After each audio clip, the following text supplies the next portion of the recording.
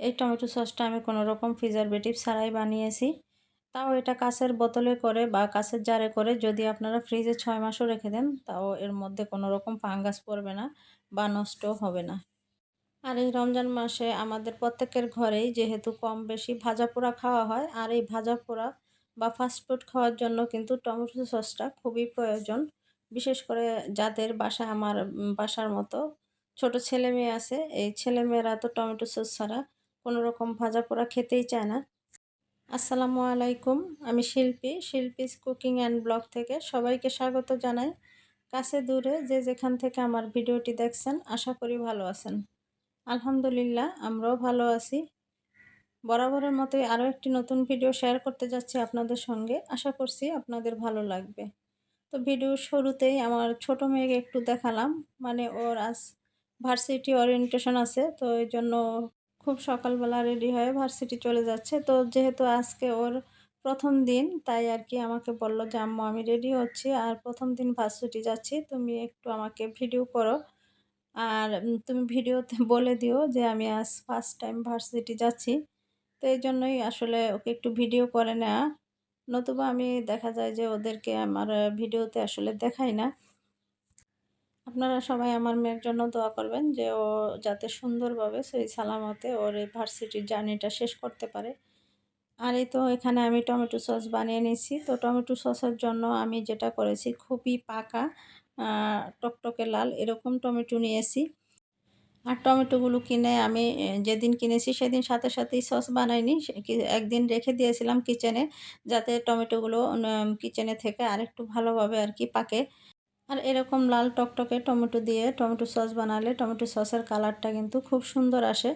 আর আপনারা হয়তো দেখতেই পেরেছেন যে আমি একটা টমেটোকে ৪ পিস করে নিয়েছি। নিয়ে এরপর আমি ভালোভাবে টমেটোগুলোকে সিদ্ধ করে নিয়েছি। টমেটো সিদ্ধর সময় আমি আলাদা করে কোনো পানি ইউজ করিনি। টমেটো থেকে যে পানিটা বের হয়েছে সেই পানি দিয়ে আমি টমেটোটাকে সিদ্ধ করে নিয়েছি। চেষ্টা করবেন বাড়তি কোনো পানি না দিয়েই টমেটোটাকে সিদ্ধ করে নিতে। এতে করে ভালো একটা রেজাল্ট পাওয়া যাবে বা টমেটো সসটা আরও অনেক দিন ভালো থাকবে।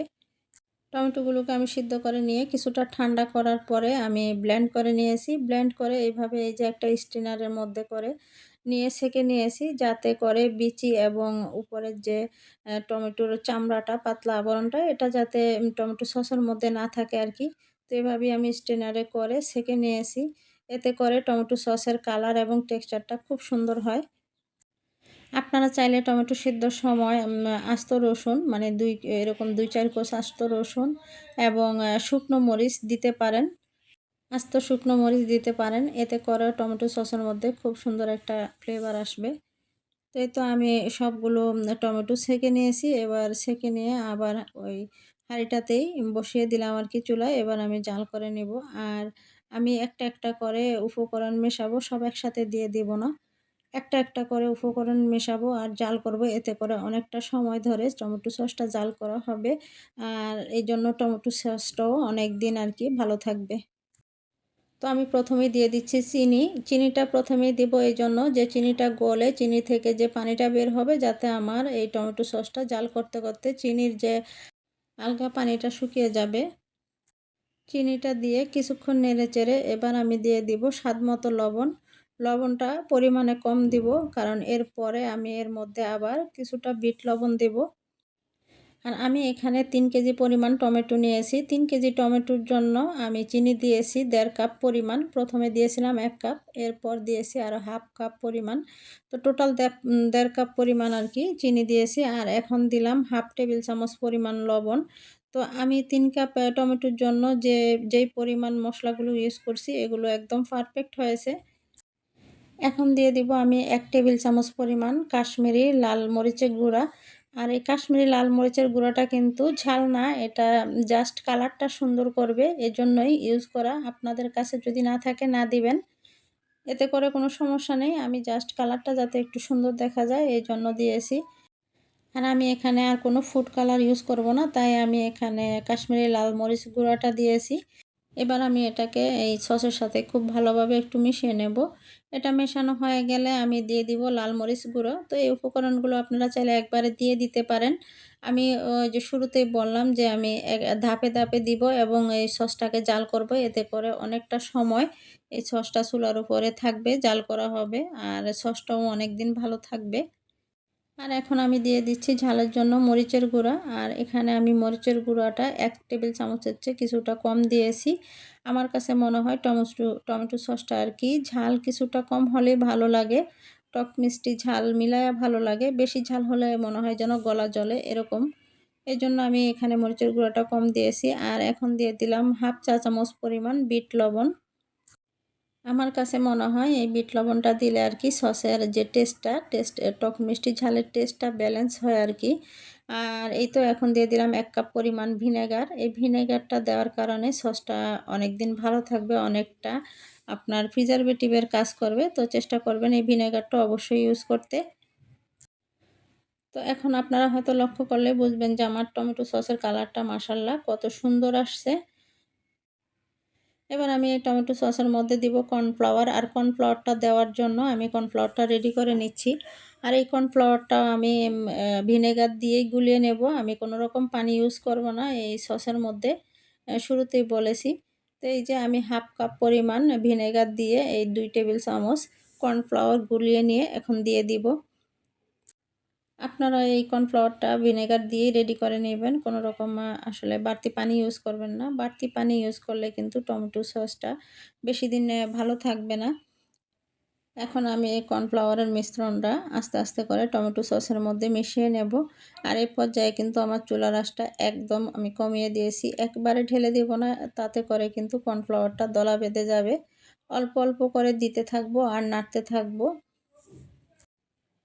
এই কর্নফ্লাওয়ারের মিশ্রণটা সসের মধ্যে দিলে টমেটো সসের ঘনত্বটা আরও সুন্দর হবে, টেক্সচারটা আরও সুন্দর হবে, দেখতে ভালো লাগবে আর কি। আর এখন যেহেতু টমেটো সিজন আর টমেটোর দামও অনেকটা কম, চাইলে আপনারা এভাবে টমেটো সস দিয়ে রেখে দিতে পারেন ফ্রিজে। আর কিছু টমেটো সিদ্ধ করে এই যে যখন আমি স্টেনারে সেঁকে নিয়েছি, জাস্ট এভাবে করে স্টেনারে মানে সিদ্ধ করে স্টেনারে সেঁকে বক্স করে রেখে দিতে পারেন ডিপ ফ্রিজে। যখন এই সসটা শেষ হবে আবার ওই ডিপ ফ্রিজ থেকে বের করে সিদ্ধ করা টমেটো দিয়ে কিন্তু আবার চাইলেই সস বানিয়ে নেওয়া যায়। আমি কিন্তু গত বছর তাই করেছি। শুধু সিদ্ধ করে রাখবেন না, সিদ্ধ করে এই ব্লেন্ড করে তারপরে স্টেনারে করে সেঁকে যে টমেটোর পিউরিটা বের হবে ওটাই শুধু রাখবেন আর কি এয়ারটাইট বক্সে। সস বানানোর আগে ডিপ ফ্রিজ থেকে বের করে বরফটা ছাড়িয়ে তারপর টমেটো সস বানিয়ে নিলেই হয়।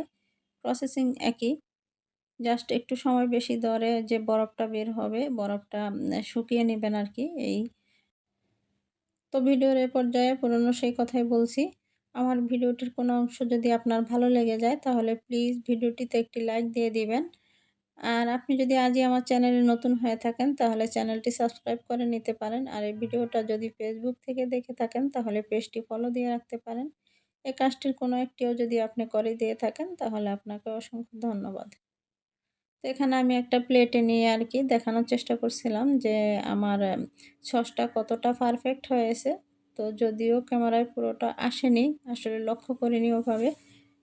সস বানানোর দিকেই মনোযোগটা বেশি ছিল। তো আমি এই সসটা আগের দিন রাতে বানিয়ে রেখে দিয়েছিলাম। পরদিনেই তো বয়ামে আর কি ভরে নিচ্ছি। আর দেখেন এই যে আমি একটু দেখিয়ে দিচ্ছি আসলে এর টেক্সচার এবং কালারটা কতটা সুন্দর হয়েছে।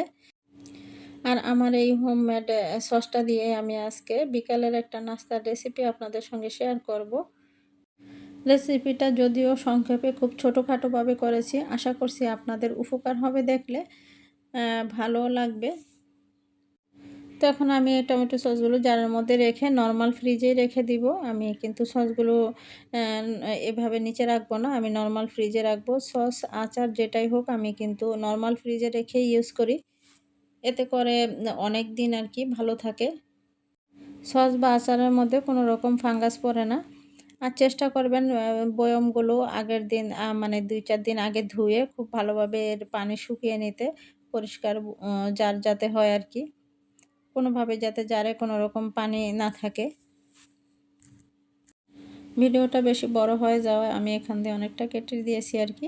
অফ ক্যামেরায় আমি এই জারগুলো ভরে নিয়েছি। আর এখানে এই তো বিকেলের নাস্তা। এখানে আমি মুরগির কিছু বুকের মাংস নিয়েছি।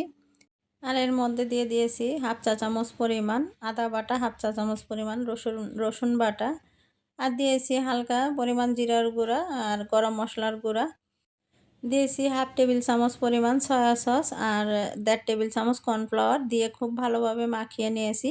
মাখিয়ে আমি কিছুক্ষণ রেখে দিয়েছিলাম। এরপর এই যে ভেজে এখন একটা প্লেটের মধ্যে করে আমি এগুলো সুন্দরভাবে সাজিয়ে দিচ্ছি। আপনারা চাইলে কিন্তু এটা কোনো পিজ্জা ট্রের মধ্যে বা কোনো বাটিতেও করে নিতে পারেন।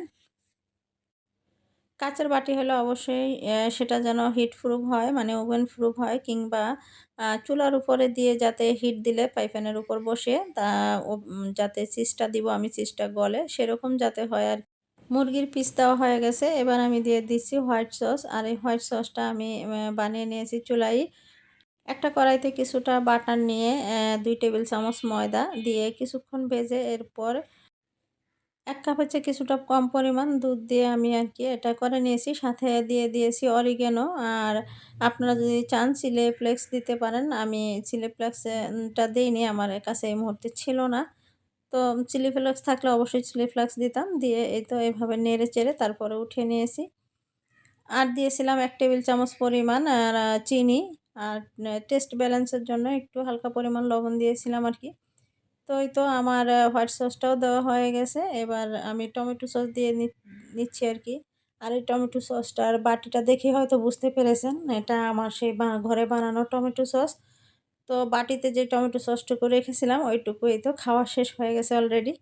যেহেতু আমার ভিডিওর এই অংশটুকু কয়েকদিন পরের, টমেটো সসটা আমি অনেক আগেই বানিয়ে নিয়েছিলাম। আর এই যে দেখেন আমার ছোট মেয়ে কিন্তু এখান থেকে চিজ নিয়ে খাচ্ছে। ওরা এত চিজের পাগল। আসলে আমার মনে হয় সব বাচ্চারাই চিজ খুব পছন্দ করে। আর এই তো এখন আমি উপর দিয়ে দিচ্ছি চিজ। এই চিজটা আপনারা আপনাদের পছন্দ মতো দেবেন। তো চিজটা যাতে গলে যায় তাই আমি ইলেকট্রিক ওভেনে 3 মিনিটের মতো দিয়েছি। চিজটা গলে গেছে। আর এই তো আমি বের করে নিয়েছি। আপনারা চাইলে এটা চুলায়ও করে নিতে পারেন। আজকের মতো ভিডিওটা এখানেই শেষ করছি। আল্লাহ হাফেজ। আসসালামু আলাইকুম।